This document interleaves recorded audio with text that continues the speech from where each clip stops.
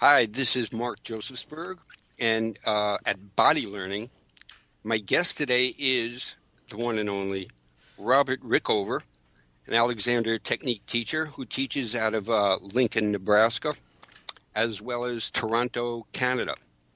And today we're going to talk about effective self-delivery of the Alexander directions. And so, Robert, welcome.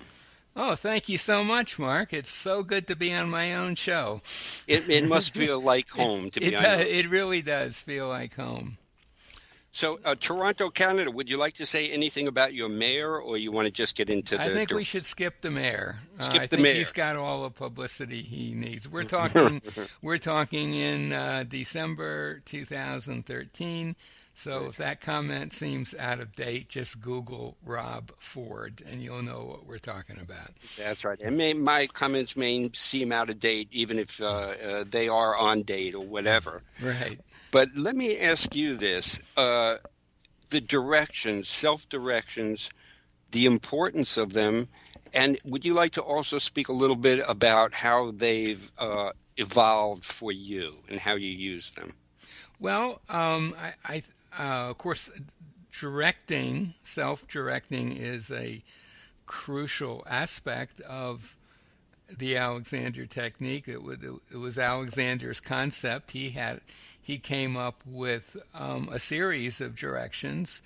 I was just reading Louis Westfeldt's book, and apparently the exact words he used back in the early 30s were neck free, head to go forward and up, back to lengthen and widen. And then when someone said, "How do you do all three?" he would say, "All together, one after another." Those are sort of the original directions. There might have been other ones before that. I think in more recent years, that those have been changed a bit by many teachers. Um, to take the example of, say, the neck part of that, neck free sounds a little like a command that may be off putting. So the new version of that might be my neck is free. That's a freedom direction. That's a very recent development in Alexander directing. Before that, we had negative directions. I'm not tensing my neck, for example. Before that, we had letting my neck be free, which was not bad, but still made an assumption that wasn't necessarily true. And before that, I can remember I am freeing my neck Hmm. was one. And then most recently, we have neutral directions, which are my neck belongs to my torso, that sort of thing. But what I want to emphasize today is not so much the specific direction or directions you're using or teaching your students, um, but I want to emphasize the importance of how that direction is the student delivers that to him or herself, Hmm. because it's my belief that that aspect is as important as the necessity of the direction itself being a useful one. I mean, how each a particular student uses the directions and how they talk to themselves to direct themselves. Yeah, I mean, just generally, how like let's just take a very traditional Alexander direction. My neck is free, or some version of that, or I'm not tensing my neck, or if you like, I'm letting my neck be free. Doesn't matter. Hmm. Whatever direction you're happen to be asking your student to use and teaching them to use on their own, I think it's as important to get the wording right. It's as important as that to get the way in which the student asks him or herself that, or What do says you, that to him or herself. what do you mean the way? The quality of thinking that goes into that direction. Hmm. So, let's take the most obvious example. You certainly don't want the student to try to do the direction. Mm-hmm. I think that's pretty well understood by everyone in the Alexander world. They are non-doing directions. They are simply mental directions that you give yourself. Mm-hmm. Okay, that's old ground. But what I would say about that is that doing can take on some pretty subtle levels, and that's what I want to get to with the next point, which is, in my view, and this is just from my own experience over the last, particularly over, I'd say, the last 10 years or so, when I've really thought a lot about this, is that for directions to be most effective, they have to be delivered to oneself extremely lightly, or softly if you like, and absolutely forgiving of forgetting them. Forgiving of forgetting them. Forgiving of forgetting. Okay. I tell students, if for example they're going to do a little experiment of getting up from the chair and walking around the room with the direction "my neck is free," just to see what happens, that they are almost guaranteed to forget that before they even get onto their feet. No problem. Mm-hmm. They just, when they notice they've forgotten it, they just gently bring it back again. And it's at those times, isn't it, when they've forgotten them and then remember that the technique is being most effective? Well, sure. I mean, that's when they bring to bear the direction again. But what I emphasize, they bring it to bear with no little additional thought. Oh, I really screwed up with this direction before, or you just bring Mm-hmm. it back. You forgot it. Okay, I'm going to bring it back. And I try to make the whole thing not a big deal. Just the lightest possible delivery of that thought to yourself. Right. And what I found, or what I notice in our language, is that usually when you're talking about something very specific, like your neck or yourself or your torso or whatever, the tendency is to put a little extra oomph in the thought, kind of zero in on it. And most people, when they're having very light thoughts, they tend to be sort of very almost, I won't say abstract, but like, what a nice day it is today, that kind of thing, Right. So possibly like a softer focus, a softer view, Yeah. coming back a little bit instead of a laser-like focus on one area. Yes, that's what I would like people to do is take the lightness of a thought, like, oh, it's a beautiful day today, and use that lightness for delivering a very specific direction. Mm-hmm. And almost everyone can do it, but it's not something most people are used to doing when it comes to specific things, and certainly important specific things like how they're functioning. Mm-hmm. So one of the things that I spend a fair amount of time on early in a series of lessons with somebody is I get them to run some little experiments. A typical one might be they're sitting in a chair and in my studio, and I will say, do you notice, or I'll say, what color is that table that's over there in the corner? And they'll immediately say, oh, it's brown. It's a very boring table. Chances are they hadn't noticed it before. And I'll say, did you notice that in order to answer that question, you didn't have to do a lot of work, but you did have to let your attention go somewhere where it probably wasn't before. And everyone kind of gets that. And then I say, let's do this experiment. I'd like you in a moment to stand up, take a little walk around the room, and sit down again, and have just a slightly elevated awareness of that table. Very slight. Just enough that if I asked you a question about it as you're doing this exercise, you would either have the answer or you would know where to look to get the answer. So, for example, if I ask what side of the table is the drawer on, you might not remember. But since you were sort of a little bit more interested in that table than you would have been otherwise, you would know exactly where to look to get that answer. And I find that a lot of people can do that pretty easily the first time. Mm-hmm. Sometimes when I question them a little bit, it turns out they've snuck in a little concentration or holding on to it, and we have to play with that a bit. But once they've succeeded in doing that, then I will tell them, if you're doing any more effort in your self-directing than you just did, you're doing too much. Mm-hmm.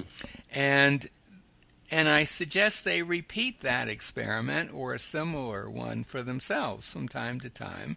And it doesn't have to be a visual.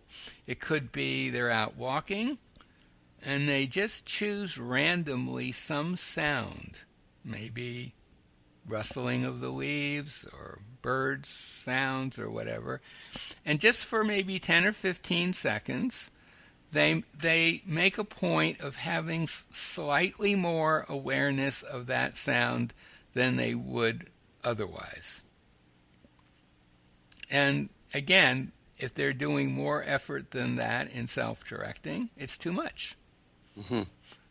That's just a little gimmick I use, but I found it to be pretty effective because people can get right away that they are able to have a thought not held tightly, not held rigidly, not concentrated upon. And I think that is what works best for a thought like My Neck is Free. I like that. It makes it, I think it's a great practice. And I think it's a great thing to practice. It's very analogous to instructions you get for certain kinds of meditation. Using a mantra, you'll often be told in many traditions, "Oh, there's this mantra. You're going to repeat it mentally to yourself, and but you're not hanging on to it. And you're certainly going to forget it.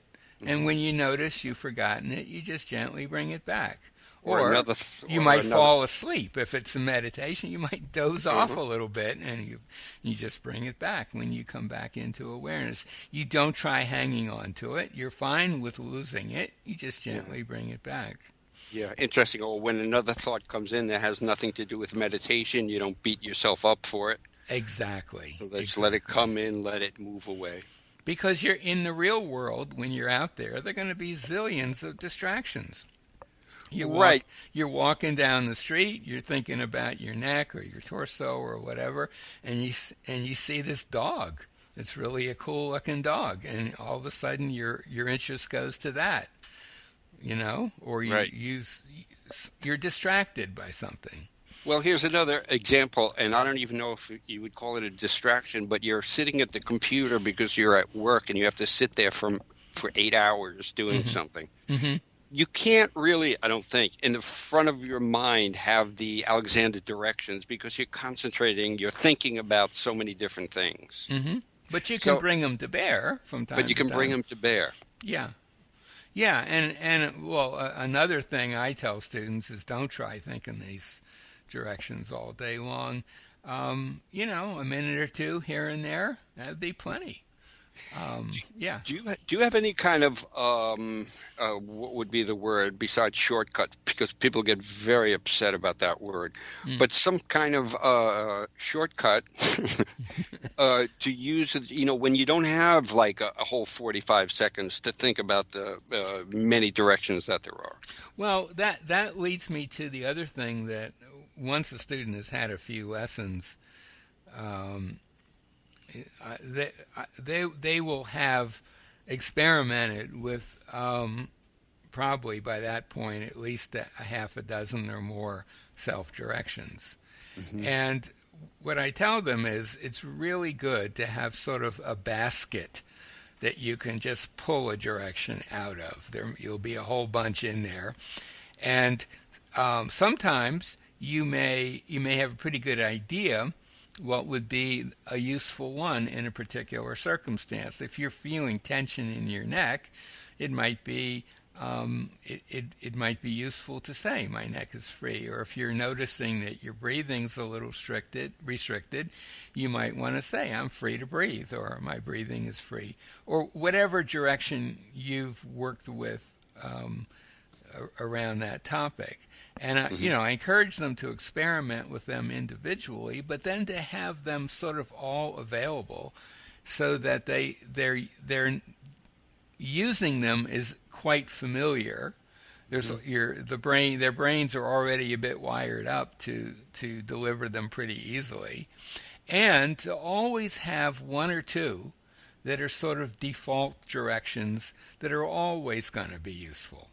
So Like, that if you're in the midst of something like a high power meeting, or you're in the middle of singing on stage with several thousand people looking at you, you don't really want to spend a lot of time thinking of what the best thing to think about is. So, I'm free. That would be a nice one. Or mm, my neck is free is always going to be a useful one. mhm. To have maybe one or two or three default directions that you can just use in any situation if you don't have the luxury of sort of picking the right one. Right. So I, that sort of fits in again with keeping that whole process very light mhm. and easy. Easy and maybe unspecific too. Because even if you think of the neck, I remember I had a teacher who put her hand on my neck and said, "This is your neck," and then a little further down, "This is your neck," and then she's between my shoulder blades and saying, "This is your neck," and all the way down your back. In other words, you could think of the whole thing as your neck, because as much as we break things apart skeletally, Hmm. head, torso, Right. arms, torso, legs, torso, muscularly, we're all one piece. So it's kind of like an image of just going from the neck and melting down and up, doing your whole body. So that's kind of what I was saying with that shortcut sort of idea that, I wish to free my neck, or my neck is free, or whatever, just having that spread every place, the jaw, the breathing, Sure. Yeah. everything else. Yeah. Or you could just say, I'm free. Or if you're using Hmm. negative directions, which are very effective, I think freedom directions are um, a little more streamlined. But a negative direction would be, I'm not compressing myself. And do you find students are very individual as far as what directions will work for them, or any ways to think about individual students? Or do you like just like negative directions versus, freedom directions? Well, up until quite recently, I was pretty much living in a negative direction world. But I have to say, freedom directions are I think slightly more effective for a number of reasons. And I usually start students now with freedom directions, but I find it also kind of useful to, when they get a little more experience, to introduce them to negative directions, and if they're okay with that, to have them available as well. I think sometimes negative directions can be really really nice to use, and plus they give you a little variety. It adds to the size of your basket of directions. I mean, a personal favorite of mine is I'm not compressing myself. I like that because it covers everything and it's tough to mess up. It's tough to, it's kind of hard to know how you would do anything with that. You know what I mean? Yeah. Um, so anyway, but whatever the direction, very light delivery as we've talked about, and then the third main point I want to talk about is what happens when you're directing effectively and efficiently. They work, and there's a nice change that you notice. Like a physical change or Yeah, sensation. Yeah. yeah, like something seems to get better. Hmm. I'm walking along and I say my walking is free, and suddenly I notice my walking is a little freer, right? Right. What happens then? In my experience, that's a dangerous, dangerous moment because it is so easy to get sucked into that feeling and to lose track of the direction that brought it about. Hmm. It happens all the time with students. I tell students it happens with me. It could happen to me anytime. Something nice happens and I get real interested in it. It's sort of a natural thing. And I think, first of all, you need to be aware of that. And when you catch yourself doing it, if you can, just go back to the original direction and sort of put aside for a moment the interest in the feelings of the new sensations. Hmm. Which is one reason why, when I'm working with students, I keep direction experiments very short. 10 seconds, 20 seconds, that kind of time frame. I don't want people going around thinking about their neck for minutes or hours or at a time. Just a few seconds here and there to start with anyway. So instead of repeating feelings, you want the student to possibly repeat the principles. Absolutely. And what I say is, if, let's say, you're saying to yourself, my neck is free, and you do get this sense of lightness, and you find it almost impossible to not be fascinated by it, so much so that it's going to be hard to keep the direction going. Then forget the directing, enjoy the lightness, and then a little bit later come back to another experiment. Hmm. Or the other strategy I like is, let's say, well, here's an example from personal experience. And this originated with me using a negative direction, but it works exactly the same with freedom directions. Let's say I'm about to go to sleep at night, and I say to myself, I'm not breathing. Or I could just as easily say, my breathing is free. And all of a sudden, my breath just gets fuller and deeper, slower. Typically, there's a lot more breathing going on. And it's so strong a sensation, given that there's not much else going on, that it is almost impossible for me, even now, not to get sucked into that. Mm. It's just so it never ceases to amaze me, and I get drawn into it. And what I found is a pretty good solution is to shift to an entirely different direction that will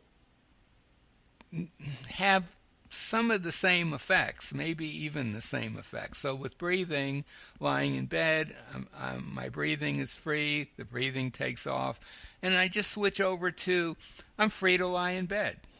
Mm. That one. And the breathing keeps up its nice new pace, but my thinking is directed elsewhere. Mm. Or another example, if I want to work, I'll use breathing as an example again. I found a beautiful way to work with breathing is to do it in a context where it's going to be very difficult in the moment to actually notice the change in breathing. So, for example, walking rapidly, or even running or swimming. Well, swimming's a little different, but say walking or running or doing some Well, today, shoveling snow was a good example. And I would just say to myself, my breathing is free. And, if I were really paying close attention, I could sense that change in my breathing. But mostly what I might notice is just that the shoveling got a little easier. Mm-hmm. But I wasn't drawn into the breathing because it was not really all that out there in my consciousness. Mm-hmm. So basically, shift to another direction. And that, I think it's easier to not get drawn into the wonderful positive effects of the directing. Right, and we kind of want all together one at a time anyway. Hmm. Well, But yeah. I mean, well, with Alexander's directions, which when I was rereading them, this is a little off topic, but when I was reading them and reading about how the difficulties people had with that, it's not hard to understand why, because he figuring out directions was not his strong suit. He was good with his hands, but his directions left a lot to be desired. A direction like neck free, head to go forward and up, back to lengthen and widen. Wow! By the time you get to the second phrase, your mind has forgotten the first one. It's really overloading the system and not really in accord with how we understand people's abilities to bring new ideas to bear. That's just way too much at one time.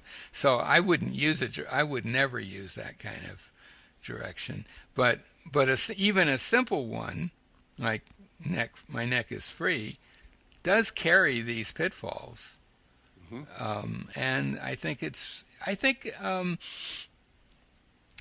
I actually sometimes think that the quality of delivery is at times even more important than the content, but certainly as important. And that's really what I wanted to talk about today. Yeah.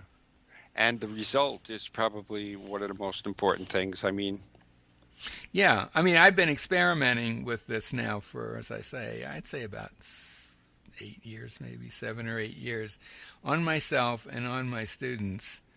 And it does take a little work with students to get them away from concentrating, fixing, not want to lose the new feelings, all of that standard stuff that yeah. every teacher runs into.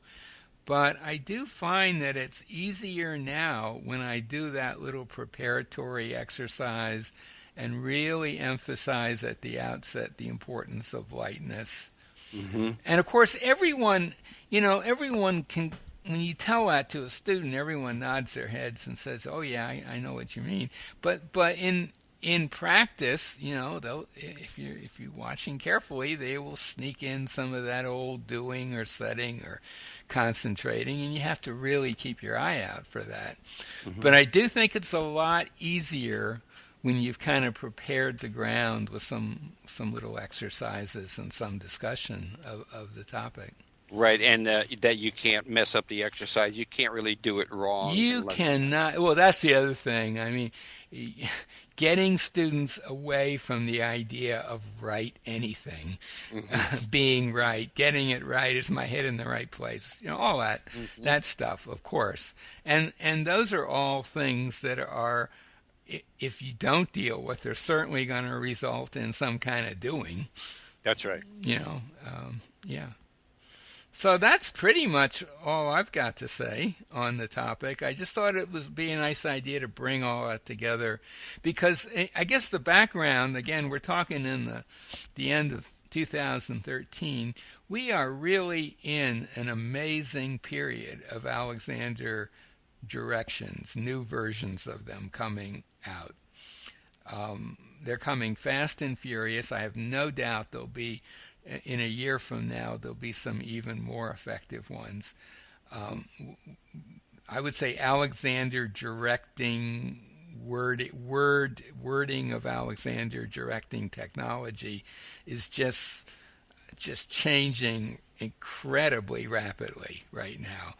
but I don't know that there's always that much attention paid to the delivery process, and that's why I wanted to talk about that today. Yeah, and I think just to sum up my part, I realize how important, and I've realized how important the delivery process is, because if the delivery process is the least bit, I find, harsh Hmm. or right or wrongish, then the person is going to, for instance, tense their necks. They're going to do something. Yeah, Yeah. they're going to.